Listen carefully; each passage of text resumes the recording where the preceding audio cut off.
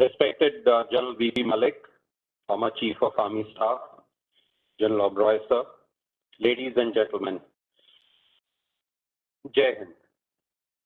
At the outset, it is my distinct honor to be amidst you all today and talk on a very pertinent and important issue, that is reaching out to war-disabled persons, acknowledging their sacrifices and giving them due honor, recognition, and visibility are of national importance. The fact that this topic as such has been chosen for discussion underscores the aspirational deficit amongst the war disabled in getting their dues. In the same breath, I wish to state that the disabled warriors are extremely proud of the services they rendered despite having suffered serious injuries. We all must understand the effects of war. War brings with it greater risk of injury, due dynamics of extreme aggression, destruction, and violence. When the war ends, it leaves a trail of destruction and casualties, both dead and grievously wounded. Therefore, it is only stating the obvious that the war disabled have to be given special attention and focus. Sensitivity towards their visible and invisible wounds. For many, the disabled warriors, the physical and emotional consequences of their wounds have endured for long, even after they left the military. Many continue to face the flashbacks of the violent times and mixed memories of the experience they gained during the operations fought.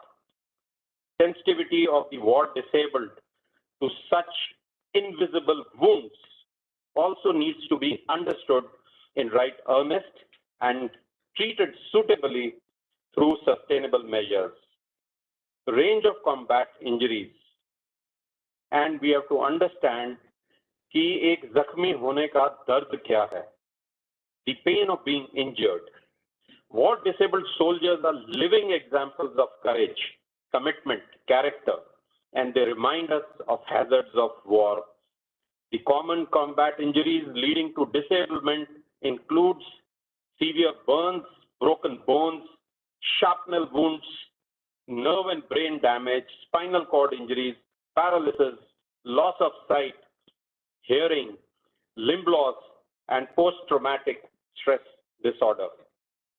Therefore, the service fraternity in specific and the society at large has to visualize how it feels to be wounded.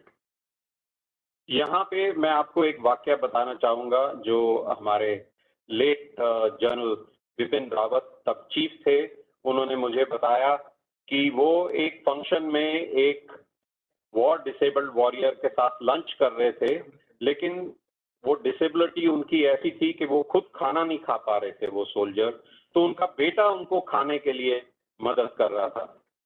लेकिन बातों बातों में बेटा का थोड़ी distraction हुई और वो किसी और के साथ बात करना शुरू कर दिया और थोड़ा सा बीच में लम्हा आ गया उनके खिलाने में।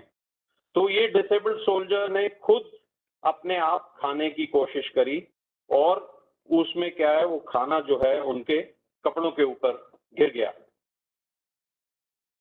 तो यही बेटा एकदम बहुत आग बबूला हो गया और एक किस्म से आप कह लो कि गालियां देने लगा कि आप हमारे ऊपर बहुत बर्डन बन गए हैं, और साथ में उदाहरण देने लगा कि हमारे गांव में एक और जो है सोल्जर था जो कि लड़ाई के बीच में, ऑपरेशन के बीच में मारा गया।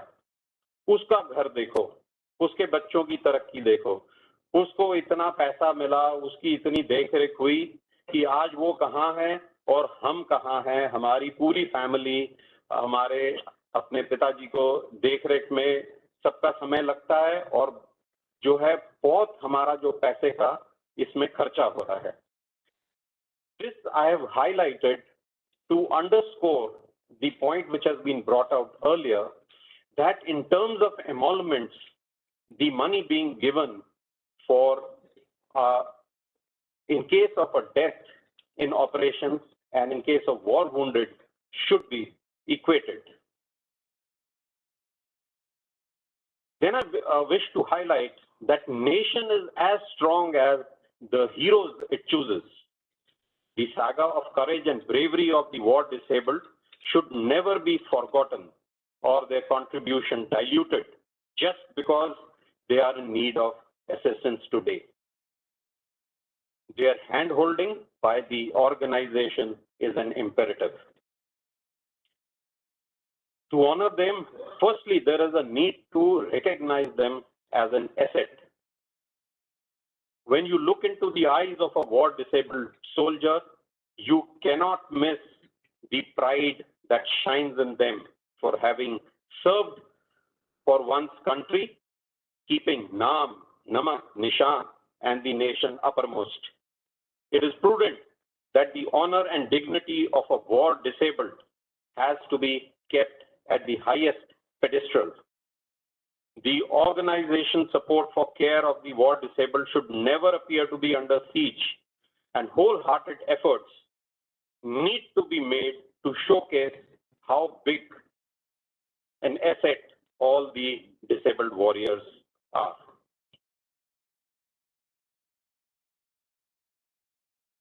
Here, I wish to bring out that they should be included as special invitees for various ceremonial functions like the Army Day, investiture ceremonies, at-home functions, and ceremonies at the National War Memorial.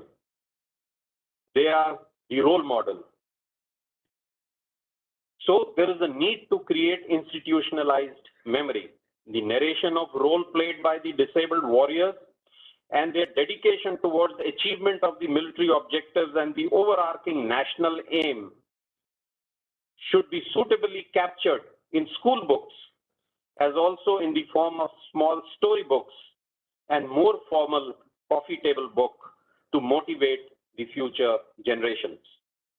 Having faced death at close quarters, soldiers with war disabilities have rich experience of the conflict environment, so they could also write their experiences, and collation of the same could be published in the form of articles and essays with the organizational support.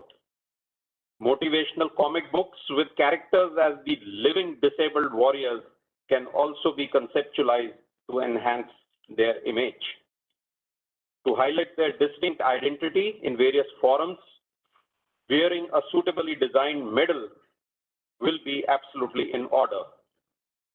They have to be extended due priorities and courtesies whenever they go to meet civil dignitaries or the military institutions, and especially for medical care.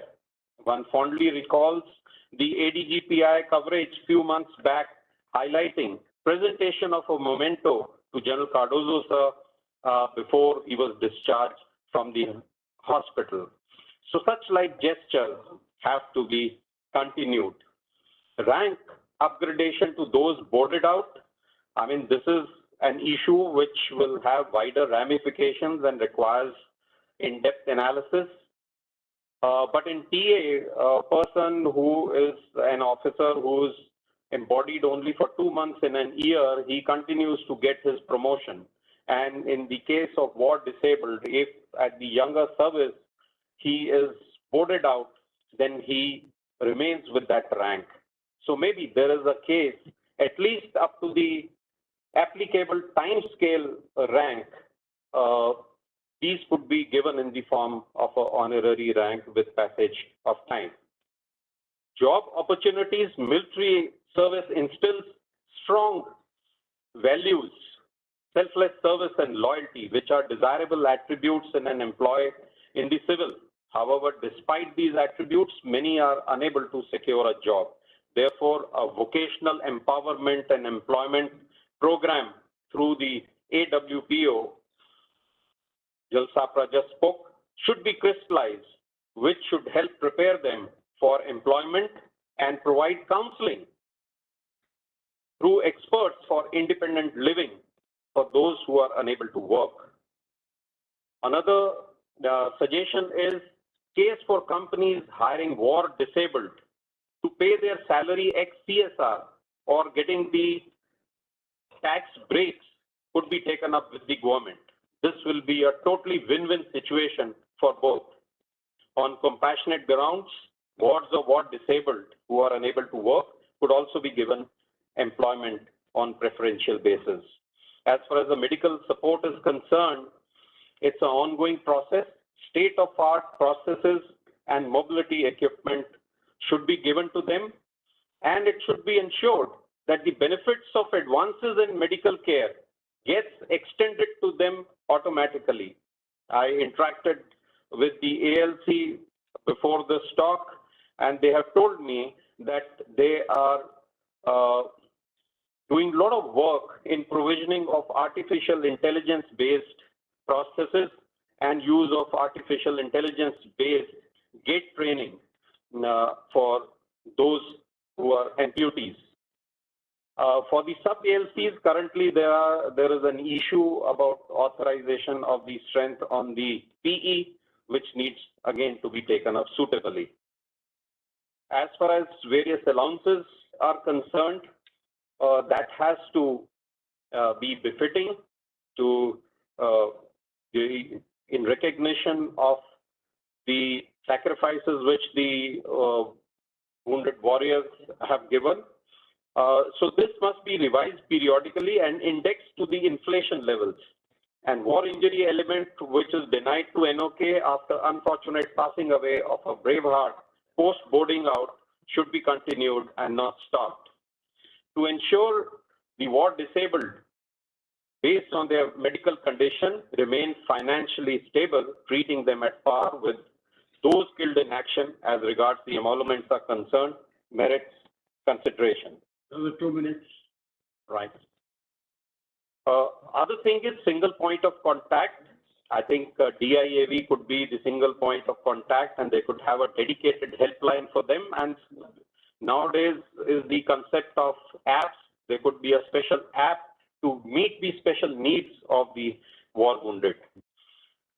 We could have a war disabled bravery program as continuation of the Veterans Day or on any other specified day to showcase their heroic spirit. A movie on the war disabled as a social messaging can also be thought of. So this will have an impact of both visible and invisible scars of war and would go a long way in encouraging a candid discussion in society and create better understanding and awareness of the sacrifices made. We could have a formal ceremony for the award of wound medal. Currently, the wound medal comes just based on a casualty publication, and there is no recognition. So, I mean, there could be a special solemn function to give the wounded wound medal. Portrayal in the museums of the saga of courage and valor, that could also be considered.